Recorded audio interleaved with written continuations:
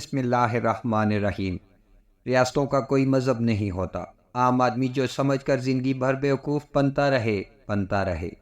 ریاستوں کے صرف لانگ ٹرم مفادات ہوتے ہیں۔ ریاستیں غیر مذہب کو پروموٹ کر بھی رہی ہیں تو وہ کسی مفاد کے تحت کر رہی ہیں۔ وہ ماڈرنزم کی طرف جا رہی ہیں تو اس کے پیچھے بھی مفاد ہی چھپا ہے۔ اب سعودی حکمران کے دماغ میں کیا پلاننگ چل رہی ہے یا ہوگی؟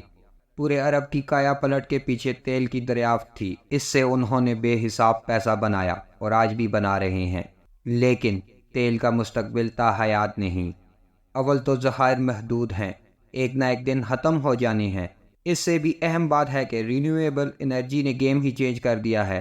خاص کر الیکٹرک کاروں کی ڈیمانڈ میں اضافے نے عرب ممالک کی تشویش میں اضافہ کر دیا ہے۔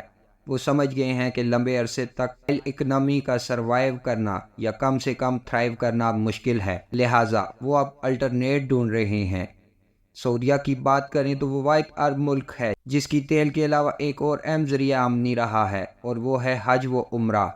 یہ ذریعہ نیا نہیں بلکہ برسوں پرانا ہے اور آگے بھی چلتا ہے اور آگے بھی چلنا ہے، لیکن حج سے سعودیہ کی سالانہ آمدنی محض $12 ارب ہے۔ حج عمرے کے مقابل کہیں زیادہ مہنگا ہوتا ہے۔ میرا اندازہ ہے کہ عمرے کی آمدنی بھی کچھ اسی کے آس پاس ہوگی۔ نمبرز کا اندازہ آپ لگا سکتے ہیں۔ سعودیہ کی کل 3.5 کروڑ آبادی کے لیے مذہبی ٹورزم سے قریباً 20 سے 25 ارب ڈالر سالانہ بنتے ہیں۔ ان نمبرز میں اونچ نیچ ہو سکتی ہے، جبکہ دوسری طرف وہ مشکل 1 کروڑ کے لگ بھگ آبادی رکھنے والا امارات محض ٹریول و ٹورزم سے سالانہ 45 ارب ڈالر کما رہا ہے۔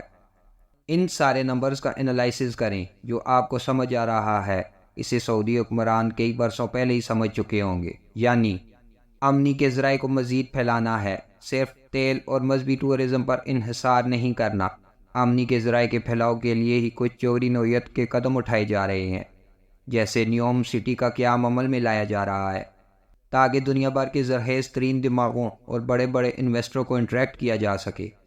اور دوسری طرف ہم سعودیہ میں بے باک قسم کے کنسرٹس دیکھ رہے ہیں تاکہ دنیا خاص طور پر مغرب کو ماڈرن سعودیہ کا پیغام دیا جا سکے، نتیجتاً سیاحت کو فروغ دیا جا سکے اور امارات کی طرز پر سیاحت سے بھی بھاری آمدنی کمائی جا سکے۔ سعودیہ کا پوری دنیا خاص کر مغرب میں بہت بنیاد پرست مذہبی ریاست کا امیج بنا ہوا ہے۔ میرا اندازہ ہے کہ محمد بن سلمان اب اس امیج کو ہر قیمت پر توڑنا چاہتا ہے۔ جینیفر لوپز کا مختصر ترین ڈریس اتفاقی نہیں بلکہ محمد بن سلمان کے لانگ ٹرم ویژن کا اعلانیہ اظہار ہے۔ کسی کو لاکھ اچھا لگے یا برا لگے، سعودیہ کو ان کی ذرا برابر پرواہ نہیں، بلکہ شاید یہ بھی کہا جا سکتا ہے کہ اعتراض کرنے والوں کو عبرت کا نشان بنا دیا جائے گا، کیونکہ ریاستیں، خاص کر عرب ریاستیں، اپنے ویژن کی راہ میں رکاوٹ کو کسی صورت برداشت نہیں کرتی۔ پاکستان اپنے معاشی معاملات کے حوالے سے سعودی عرب پر کافی انحصار کرتا ہے۔ وہ کسی صورت محمد بن سلمان کو ناراض کرنے کا رسک نہیں لینا چاہتا۔ ویسے بھی یہاں سعودیہ کا اچھا خاصا اثر و رسوخ ہمیشہ موجود رہا ہے، لہٰذا پاکستان میں کسی مذہب پسند آواز کو اجازت نہیں دی جائے گی کہ وہ سعودیہ کے اس نئے چلن پر تنقید کر کے پاکستان و سعودیہ کے برادرانہ تعلقات کو بگاڑنے کی کوشش کرے۔ یہی وجہ ہے کہ اس حوالے سے یہاں بھی آپ کو مکمل خاموشی دکھائی دے رہی ہے۔ آپ ان مسلک پسندوں کی اکثریت کی دنیاوی مجبوریوں کو بخوبی سمجھ سکتے ہیں۔ ریاستوں کے سینے میں دل نہیں ہوتے، نہ ہی ان کا کوئی مذہب ہوتا ہے۔ ان کے لیے ہر چیز ریونیو کمانے کا ایک ذریعہ ہے۔ عام انسان غلط فہمی کا شکار ہو کر غلط امیدیں قائم کر لیتا ہے۔ وقت آنے پر جب امیدیں ٹوٹتی ہیں تو اسے تکلیف ہوتی ہے، ریاستوں کو نہیں۔ میرے دل سے نیک خواہشات اور دعائیں صرف عاطف اسلم صاحب کے لیے، جنہوں نے 10 کروڑ کی آفر اس لیے ٹھکرا دی کہ میں نبیوں کی پاک سرزمین پر ایسے پرفارم نہیں کر سکتا۔